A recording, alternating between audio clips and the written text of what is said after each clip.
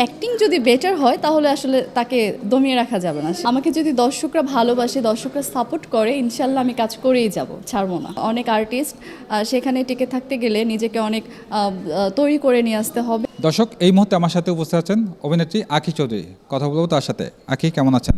আলহামদুলিল্লাহ, আমি খুবই ভালো আছি। আপনি কেমন আছেন? আমিও ভালো আছি। সিনেমার কাছ থেকে আপনার অভিনয় জগতে প্রবেশ, এখন তো নাটকেও কাজ করছেন। নাটকে কি নিয়মিত হতে চান নাকি চলচ্চিত্রে কাজ করতে চান? অ্যাকচুয়ালি আমার তো সিনেমা দিয়ে শুরু। আমার যার হাত ধরে সিনেমাতে আসা, তার নাম না বললেই না, সে হচ্ছে রেবেকা আন্টি। আমি 3টা সিনেমা করেছি, আমার একটা রিলিজও হয়েছে, রুখে দাঁড়াও, মোহনা টেলিভিশন নিবেদিত। ডিরেক্টর হচ্ছে দেবাশিস সরকার। আর দেন হচ্ছে আমি টানা 3 বছর ধরে নাটকেই আছি, নিয়মিত কাজ করে যাচ্ছি আপনাদের দোয়ায়। আচ্ছা, এখন তো অভিনয় জগতে অনেকেই নতুন মুখ আসছেন। কি মনে হয় আসলে চ্যালেঞ্জিং কেমন আগে থেকে কি বাড়ছে নাকি যারা আগে থেকে কাজ করছেন তাদের কি কাজের পরিমাণ কমে যাচ্ছে এমন কিছু?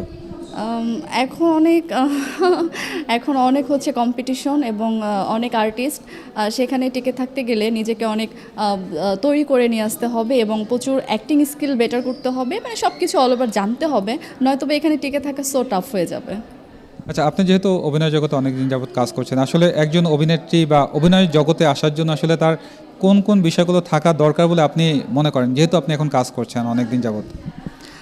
একজন অভিনেত্রীর জন্য বা অভিনেতা হোক বা অভিনেত্রী হোক, অবশ্যই তার ডান্স জানতে হবে, তার অ্যাক্টিং স্কিল বেটার থাকতে হবে, তার হাইট, ফিগার এবং উচ্চতা সব কিছু অল ওভার মিলে যদি ওকে হয় এবং অ্যাক্টিং যদি বেটার হয় তাহলে আসলে তাকে দমিয়ে রাখা যাবে না, সে কাজ করে যেতে পারবে। অভিনয় করতে গিয়ে মানে এই জগতে প্রবেশের পরে আসলে কোনো বাধা বিপত্তি এসেছে কিনা, সেটা ছবি জঙ্গন থেকে হোক বা পরিবার থেকে হোক, এমন কিছু হয়েছে কিনা? না না, আমার এরকম আসলে কোনো বাধা বিপত্তিতে পড়তে হয়নি। আমি তো বললামই, আমি শুরুতেই সিনেমা দিয়ে আমার শুরু এবং এত বড় একটা প্ল্যাটফর্মে এসে আমার তো খুবই ভালো লাগে। আমার এখনও ইচ্ছা করে যে আমি এখন আবার সিনেমা করব, কথা চলতেছে, নিজেকে আরও তৈরি করে নিচ্ছি, সুন্দর সুন্দর গল্প অনেক শুনছি, দেখা যাক। যারা এখন কাজ করতে চাচ্ছে, আমিও নতুন, আমি করতেছি, শিখতেছি এবং শেখার তো কোনো বয়স লাগে না, যে কোনো বয়সে শেখা যায়। যার ইচ্ছা আছে, যার মানে ইচ্ছা যে অনেক দূর যাবে এবং কাজ করতে চায়, তাকে আসলে কোনোভাবে দমিয়ে রাখা যাবে না, সে কাজ করতেই পারবে আর কি, ইনশাল্লাহ। বাংলাদেশের চলচ্চিত্র অঙ্গনে আপনার হিরোদের মধ্যে কাকে পছন্দ? আম, হিরোদের মধ্যে হচ্ছে আমাদের সুপারস্টার মেগাস্টার শাকিব খানকে আমার অনেক ভালো লাগে এবং সে খুব গুড কাজ করতেছে। আপনিও তো শাকিব খান বলেন, অন্য কোনো হিরো কি বলা যেত না নাকি নাকি আপনার শাকিব খান কি পছন্দ? না না, অন্য হিরো থাকবে না কেন? এখন সিয়াম ভাই আছে, রোশান আছে, অনেকেই আছে ভালো কাজ করছে। আমাদের সুপারস্টার শাকিব খানকে তাকে ফলো করে যে কেউ ভাইরাল হবে, বিষয়টা কিন্তু এমন না।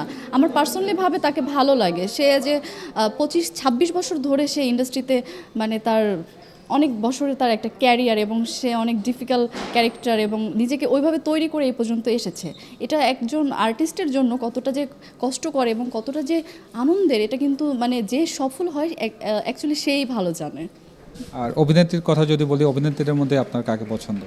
আমার শাবনূর ম্যামকে খুবই ভালো লাগে, শাবনূর ম্যামকে ফলো করে আমার মিডিয়াতে আসা। অভিনয় নিয়ে আসলে পরিকল্পনা কি, নিজেকে কোথায় দেখতে চান?